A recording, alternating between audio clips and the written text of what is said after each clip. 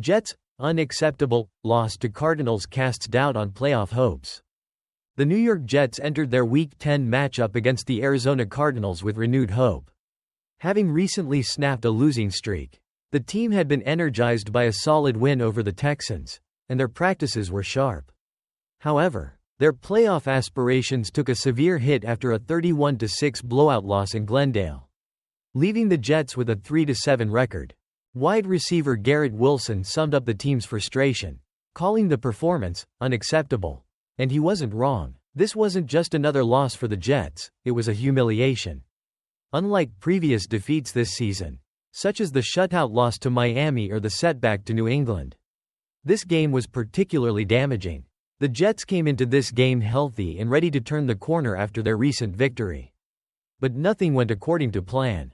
The Cardinals scored on their first 5 possessions, including 4 touchdowns. New York's defense, already struggling, missed 20 tackles, including a failure to stop running back James Conner, who rushed for 113 yards and a touchdown.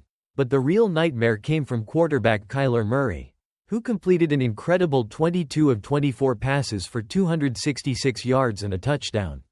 He also rushed for 2 scores, marking the first time in NFL history a player has achieved 85% pass completion with over 250 passing yards and 2 rushing touchdowns in a single game. The Jets' offense was equally dysfunctional. Quarterback Aaron Rodgers struggled, completing just 22 of 35 passes for 151 yards. Davante Adams was targeted 13 times but caught only 6 passes for 31 yards. The offensive line failed to protect Rodgers, and the running game, which had shown promise with Breece Hall, 52 yards on 10 carries, was rendered irrelevant by Arizona's offensive dominance.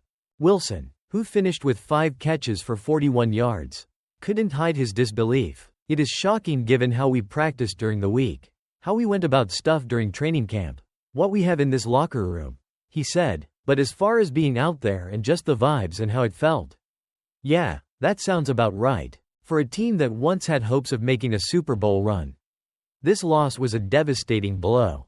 After a promising start to the season, including a 3-3 record, the Jets have now lost 6 of their past 7 games, with a playoff probability of just 13% heading into Week 11.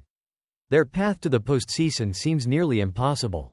The Jets entered this season with high expectations, bolstered by offseason acquisitions like Rodgers, Adams, and other veteran players.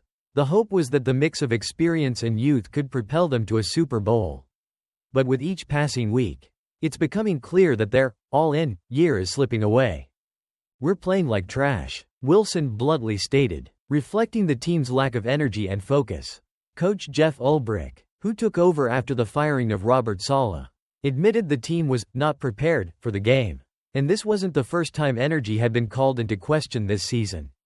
Even after a win against the Texans, the Jets were still struggling to put together consistent, high-energy performances as the team prepares for a crucial Week 11 matchup against the Indianapolis Colts. They know their playoff hopes are hanging by a thread. Rodgers insists there's still time to turn things around, but the odds are stacked against them. If they are to make a postseason run, they'll need to win nearly every game from here on out. It's a daunting task, and with their current form, the Jets' once promising season is now on the brink of collapse.